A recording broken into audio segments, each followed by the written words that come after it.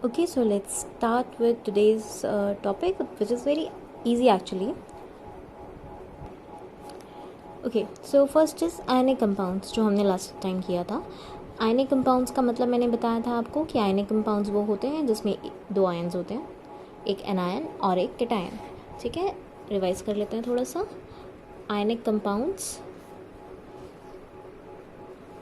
Are those which have ions in them. ठीक है, दो टाइप के आयन्स होंगे, एक होगा कैटायन और एक होगा एनायन. कैटायन के ऊपर कौन सा चार्ज होता है? कैटायन के ऊपर पॉजिटिव चार्ज होता है और एनायन आर द आयन्स जिसके ऊपर नेगेटिव चार्ज होता है, माइनस का. ठीक है, जैसे कि एग्जाम्पल सोडियम, एनायन का एग्जाम्पल Cl माइनस, और एग्जाम्पल कोई मैग्नीशियम 2+, इसका एग्जाम्पल ऑक्साइड O2 माइनस. ठीक है, इस तरीके से जिसके ऊपर प्लस चार्ज है वो आयन्स कैटायंस है, जिस पे नेगेटिव आयन है दे आर एनायंस. हमने ये 9th क्लास में पढ़ा था कि ज़रूरी नहीं है कि सिंगल एलिमेंट्स ही कैटायंस और एनायंस हो, ग्रुप ऑफ एटम्स भी कैटायंस और एनायंस हो सकते हैं. ठीक है, जैसे आपने पढ़ा है हाइड्रोक्साइड आयन, दो आयन्स हैं, दो एलिमेंट्स हैं इसमें. ऐसे ही और एग्जाम्पल हो सकते हैं सल्फेट, फॉस्फेट. ठीक है, ऐसे बहुत सारे हैं. ऐसे ही कैटायन के अंदर भी एक एग्जाम्पल होता है ammonium ion. It's a positive ion cation and it is a polyatomic ion. नाम याद आया होगा आपको, पॉलीएटॉमिक आयन्स के ऊपर क्वेश्चन भी आया हुआ है. पॉलीएटॉमिक आयन्स क्या होते हैं, एग्जाम्पल लिखना होता है. तो पॉलीएटॉमिक आयन्स वो होते हैं जिसमें एक से ज़्यादा एटम्स होते हैं और उसके ऊपर पॉजिटिव या नेगेटिव चार्ज होता है. ठीक है, so just quickly we'll read out what is written in our worksheet. Atoms that gain an electron and thus obtain a net negative charge are called anions. Anions वो होते हैं जो एक इलेक्ट्रॉन गेन कर लेते हैं.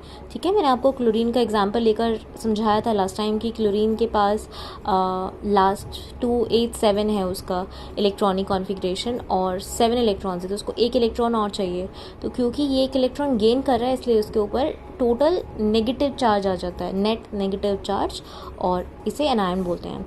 ऐसे ही कैटायंस क्या करते हैं, कैटायंस इलेक्ट्रॉन्स लूज़ कर देते हैं और इस वजह से उनके ऊपर प्लस का चार्ज आ जाता है. ठीक है, जैसे सोडियम एक इलेक्ट्रॉन लूज़ करता है, मैग्नीशियम 2 इलेक्ट्रॉन्स लूज़ करता है. वो जितने इलेक्ट्रॉन लूज़ करेंगे उतना उसके ऊपर चार्ज हो जाएगा. ठीक है, ऐसे ही जैसे क्लोरीन ने एक इलेक्ट्रॉन गेन किया, ऑक्साइड जो है वो 2 इलेक्ट्रॉन्स गेन करता है. 3 इलेक्ट्रॉन का एग्जाम्पल N3 माइनस. नाइट्रोजन जो है वो 3 इलेक्ट्रॉन्स गेन करता है, इस वजह से उसके ऊपर 3 का चार्ज आता है. तो जो जितने इलेक्ट्रॉन्स गेन करेगा उसके ऊपर उतना नेगेटिव या पॉजिटिव, जितने गेन करेगा उतना नेगेटिव, जितना लूज़ करेगा उतना पॉजिटिव चार्ज आ जाएगा. ठीक है, in contrast atoms that lose electrons and thus obtain a net positive charge are called cations. अभी बताया मैंने आपको. Anions tend to be non-metals while the cations tend to be metals. Also, ions may refer to a single atom or multiple complex group of atoms. ये last वाली line तो मैं समझा चुकी हूँ आपको, पॉलीएटॉमिक आयंस के बारे में बात कर रहे हैं. एनायंस जो हैं वो जनरली नॉन मेटल्स होते हैं और कैटायंस जो होते हैं वो मेटल्स होते हैं. आप ये देख सकते हैं यहाँ पे जितने भी मैंने सोडियम, मैग्नीशियम, कैल्शियम, एल्यूमिनियम, ठीक है, ये सारे के सारे मेटल्स हैं. मेटल्स जो होते हैं वो इलेक्ट्रॉन लूज़ करते हैं और पॉजिटिव चार्ज आता है उनके ऊपर. और जो नॉन मेटल्स होते हैं, क्लोरीन, ऑक्सीजन, हाइड्रोजन, नाइट्रोजन, ये सारे नॉन मेटल्स हैं. ठीक है, इनके पास नेगेटिव चार्ज होता है, ये एनायंस होते हैं. So we can write that, जैसे मैंने आपको बोला था कि आयनिक कंपाउंड कैसे बना, कैटायन और एनायन से मिलकर, तो हम कैटायन एनायन के जो मेटल और नॉन मेटल भी लिख सकते हैं कि एक मेटल और एक नॉन मेटल मिलकर मेटल प्लस आयन और नॉन मेटल माइनस आयन बनाता है. ठीक है, इसकी जगह आप कैटायन और एनायन रखकर आप इसको समझ सकते हैं. The positive charges, positive and negative, hold together in ionic bonds. ठीक है, जो पॉजिटिव और नेगेटिव चार्जेस होते हैं उनके बीच में एक आयनिक बॉन्ड बना होता है और इससे वो आयनिक कंपाउंड्स बनाते हैं. So ionic compounds are the compound made of ions that I told you. The loss or gain of one atom matches with the loss or gain of the other. The atom donates an electron to the atom that needs it and they form a pair. ये भी हमने last time discuss किया था कि जिसको ज़रूरत होती है एक को देना होता है और दूसरे को लेना होता है.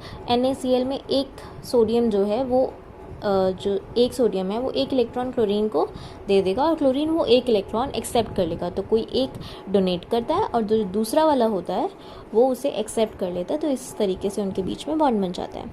ये सब हम डिस्कस कर चुके हैं। अब जो है वो है main topic, physical properties of ionic compounds. Ionic compounds की प्रॉपर्टीज़ क्या हैं? First is physical nature. Ionic compounds solid होते हैं, हार्ड होते हैं। क्यों? क्योंकि उसके अंदर स्ट्रॉन्ग फोर्स ऑफ अट्रैक्शन होता है उसकी पॉजिटिव और नेगेटिव आयंस के बीच में। ठीक है, क्या बोला मैंने? They are solid. ठीक है, आयनिक कंपाउंड्स हमेशा सॉलिड होते हैं, स्ट्रॉन्ग होते हैं, हार्ड होते हैं और बॉन्ड जो है उनके बीच में वो काफ़ी स्ट्रॉन्ग होते हैं। और ज़्यादातर ये ब्रिटल होते हैं। ब्रिटल का मतलब है कि अगर हम उसे प्रेशर फोर्स अप्लाई करते हैं तो वो टूट जाते हैं। ठीक है, ये वाली लास्ट वाली लाइन लिखी है, these compounds are generally brittle. Brittle का मतलब होता है कि they will break into pieces when applied pressure. ठीक है, ये जो आगे लिखा हुआ है ना, ये ब्रिटल का ही मतलब है।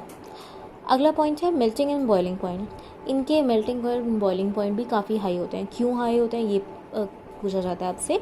तो आयनिक कंपाउंड्स के मेल्टिंग पॉइंट और बॉइलिंग पॉइंट हाई इसलिए होता है क्योंकि उनके बीच में जो फोर्सेस हैं, फोर्स ऑफ अट्रैक्शन है, वो बहुत स्ट्रॉन्ग होता है। तो उन बॉन्ड्स को ब्रेक करने के लिए बहुत ज़्यादा एनर्जी की ज़रूरत पड़ती है। ठीक है, ये जो आगे लिखा हुआ है वो उसका रीज़न है। This is because a considerable amount of energy, considerable मतलब काफ़ी ज़्यादा अमाउंट में एनर्जी की रिक्वायरमेंट होती है उनके strong inter ionic attraction, strong inter ionic bonds को, अट्रैक्शन को तोड़ने के लिए काफ़ी ज़्यादा एनर्जी की ज़रूरत पड़ती है। एनर्जी किस फॉर्म में दोगे आप?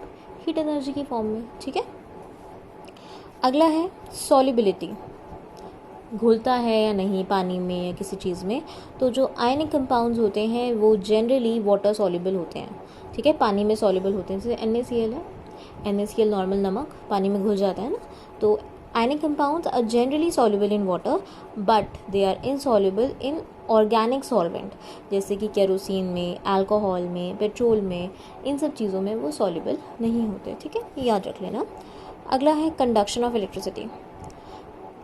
आयनिक कंपाउंड्स सॉलिड फॉर्म में इलेक्ट्रिसिटी कंडक्ट नहीं करते बट मोल्टन स्टेट में, ठीक है, या फिर हम कह सकते हैं कि लिक्विड स्टेट के अंदर वो इलेक्ट्रिसिटी कंडक्ट करते हैं। ठीक है, let's read that out. The conduction of electricity through a solution involves the movement of charged particles. A solution of an ionic compound in water contains ions. ठीक है, जैसे मैंने अभी कहा कि पानी में वो कंडक्शन ऑफ इलेक्ट्रिसिटी के लिए किस चीज़ की ज़रूरत है? आयंस की ज़रूरत है कि आयंस होंगे वो इलेक्ट्रिसिटी को लेकर मूव करेंगे।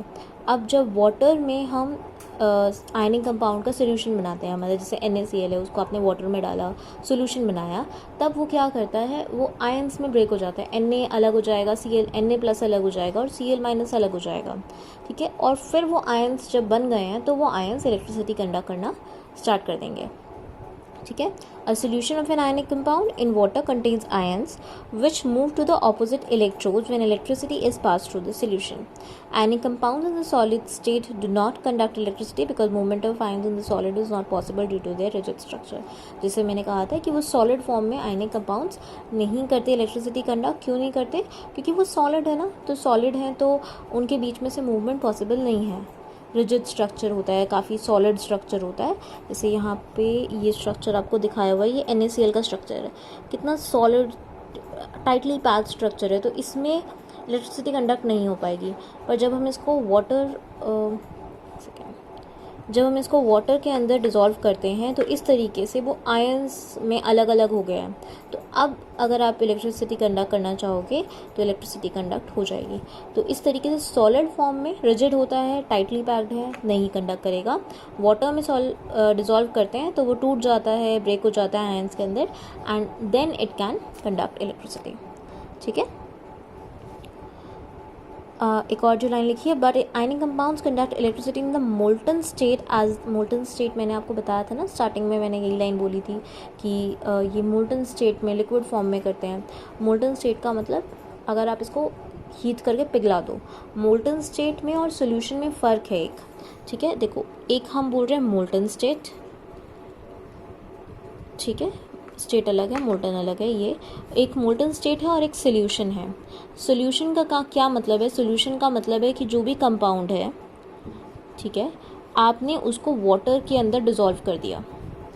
और मोल्टन स्टेट का मतलब है कि जो कंपाउंड है आपने उसको मेल्ट कर दिया, ठीक है। जैसे बटर है, बटर को मेल्ट करते हैं, ठीक है। और दूसरा एग्जाम्पल हो गया कि बटर लिया, पानी लिया और उसमें आपने उसको डिज़ोल्व कर दिया, ठीक है। बटर एग्जाम्पल नहीं है यहाँ पे, मैं आपको सिर्फ डिफरेंस बता रही हूँ कि बटर को मेल्ट करना उसका मोल्टन स्टेट हो गया, और बटर का वाटर में घोल देना, उसको सोल्यूशन बना देना, दैट इज़ सोल्यूशन, ठीक है। तो जो ये आयनिक कंपाउंड्स हैं, आयनिक कंपाउंड्स अपने मोल्टन स्टेट में भी इलेक्ट्रिसिटी कंडक्ट करते हैं, और जब वो सॉल्यूशन स्टेट में होते हैं तब भी इलेक्ट्रिसिटी कंडक्ट करते हैं। पर जब वो सॉलिड फॉर्म में होते हैं तब वो इलेक्ट्रिसिटी कंडक्ट नहीं करते, ठीक है। कहाँ पे थे हम? But ionic compounds conduct electricity in the molten state. क्यों? As the electrostatic forces of attraction between the oppositely charge ions are overcome due to the heat. क्योंकि अभी जैसे इस वाले स्टेट में क्या था कि ये सब टाइटली पैक्ड थे, लेकिन जब हम इसको मोल्टन स्टेट में होते हैं, वो पिघल जाते हैं, तो जो वो स्ट्रॉन्ग इलेक्ट्रोस्टैटिक फोर्सेस जो थे, बहुत ज़्यादा जो स्ट्रॉन्ग अट्रैक्शन थी, वो हीट की वजह से ओवरकम हो जाती है, और इस वजह से वो थोड़े से लूजन अप हो जाते हैं, उसके बीच में गैप आ जाता है, और वो फिर इलेक्ट्रिसिटी कंडक्ट कर पाते हैं। दस the ion move freely and conduct electricity. ये एक डायग्राम है जिसके अंदर सॉल्ट सोल्यूशन अंडर टेस्ट और ये इलेक्ट्रोड्स हैं, और इसके अंदर जस्ट ये बताया हुआ है कि किस तरीके से इलेक्ट्रिसिटी कंडक्ट हो सकती है। ब्रिटल आयनिक कंपाउंड्स के एग्जांपल्स दिए हुए हैं, जैसे कि सोडियम क्लोराइड, मैग्नीशियम क्लोराइड। ये ब्रिटल हैं। ब्रिटल का मतलब आप प्रेशर लगाओगे और टूट जाएंगे। कुछ के मेल्टिंग पॉइंट दिए हुए हैं, आप देख सकते हैं, काफ़ी हाई मेल्टिंग पॉइंट्स है। 1074 केल्विन पर हीट करने पर ये मेल्ट होता है। ऐसे ही 1686 केल्विन पर हीट करने पर बॉयल होता है। तो काफ़ी ज़्यादा स्ट्रॉन्ग और high melting points and boiling points है। ये डायग्राम में एक्सप्लेन कर चुके हैं। Then this let's practice. Atoms that gain electron and thus obtain a net negative charge are called. जिसमें नेगेटिव चार्ज आता है उन्हें क्या बोलते हैं? Anions. Atoms that lose electrons and thus obtain a net positive charge, जिसके ऊपर positive charge होता है, वो होते हैं cations. Ionic compound break when dash is applied. क्या अप्लाई करने पर वो ब्रेक हो जाते हैं? Pressure. Why do ionic compounds have high melting points? ऊपर आंसर है इसका। आयनिक कंपाउंड्स का हाई मेल्टिंग पॉइंट क्यों होता है? क्योंकि उसके बीच में हाई अट्रैक्शन फोर्सेस होते हैं, ठीक है। Why ionic compound in the solid state do not conduct electricity but are able to do so in molten state. तो आपको दोनों का बताना है। सॉलिड स्टेट में इसलिए नहीं कर पाता, अपने रिजिड स्ट्रक्चर की वजह से काफ़ी स्ट्रॉन्ग आयनिक फोर्सेस होते हैं उसके बीच में, और मोल्टन स्टेट में वो जो स्ट्रॉन्ग आयनिक फोर्सेस थे वो हीट की वजह से ओवरकम हो जाते हैं, और इस वजह से वो कर पाता है।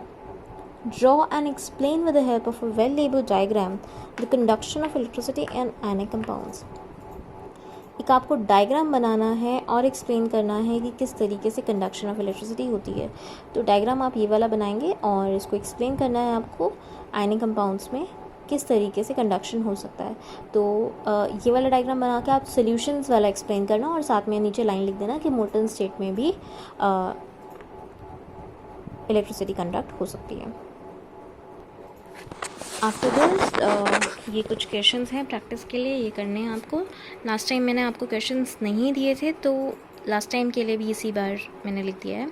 First question, write electron dot structure for sodium, oxygen and magnesium. इन तीनों के इलेक्ट्रॉन डॉट स्ट्रक्चर्स लिखने हैं। इलेक्ट्रॉन डॉट स्ट्रक्चर का मतलब हो गया कि आपको इसकी इलेक्ट्रॉनिक कॉन्फ़िगरेशन लिखनी है, और इलेक्ट्रॉन डॉट जो सर्कल वाला हम बनाते हैं ना, वो इलेक्ट्रॉन डॉट स्ट्रक्चर्स होते हैं। तो वो आपको सोडियम, ऑक्सीजन और मैग्नीशियम के तीनों के लिखने हैं, और फिर KLM का भी लिख देना कि किसमें कितने इलेक्ट्रॉन्स होते हैं। Then second, show the formation of sodium oxide Na2O and MgO by transfer of electrons. Transfer of electrons, जो 3 रिएक्शन वाला मैंने आपको समझाया था पिछली बार, वो आपको सोडियम ऑक्साइड, उस तरीके से सोडियम ऑक्साइड और मैग्नीशियम ऑक्साइड का फॉर्मेशन बनाकर दिखाना है। इंपॉर्टेंट क्वेश्चन है, NCERT का ही क्वेश्चन है ये actually. So this is important, आपके एग्ज़ाम में ये क्वेश्चन आ सकते हैं, ठीक है। NCERT के क्वेश्चन इंपॉर्टेंट होते हैं। What are the ions present in these compounds, इन दोनों कंपाउंड्स की बात कर रहे हैं, इनमें कौन से आयन्स हैं, आयन लिखने हैं। सोडियम ऑक्साइड में कौन से 2 आयन हैं, मैग्नीशियम ऑक्साइड में कौन से 2 आयन्स हैं, उन आयन्स का नाम लिखना है, कैटायन एनायन, ठीक है। Name the solvent in which ionic compounds are generally soluble, ionic compounds कौन से सॉल्वेंट में सॉल्युबल होते हैं, बताया था मैंने, वर्कशीट एक्सप्लेन की थी तब। उस सॉल्वेंट का नाम लिखना है, 1 वर्ड आंसर है। Why are aqueous solution, aqueous solution यानी कि पानी में जब आयनिक कंपाउंड्स को सोल्यूशन बनाते हैं, so why are aqueous solution of ionic compounds are able to conduct electricity, वो क्यों इलेक्ट्रिसिटी कंडक्ट कर पाते हैं सोल्यूशंस, ठीक है। ये इसका आंसर, तो 3 आंसर्स हैं, you have to do it. और ये जो फर्स्ट क्वेश्चन है आपको मुश्किल लगेगा, आई नो, बट करना ज़रूर है क्योंकि ये NCERT का क्वेश्चन है एंड बहुत इंपॉर्टेंट टॉपिक है ये, ठीक है। इस पूरे चैप्टर में से आप कह सकते हैं कि सिर्फ एक यही टॉपिक है जो थोड़ा सा प्रैक्टिस करने से आएगा, नहीं तो बाकी सब चीज़ें तो काफ़ी इजी थी। So this is slightly difficult, ठीक है, बट आप प्रैक्टिस करेंगे तो हो जाएगा। So this is actually the thing for practice, जैसे मैंने क्वेश्चन फॉर प्रैक्टिस लिखा है, so this is the thing you have to practice and get hold on, okay, so do it.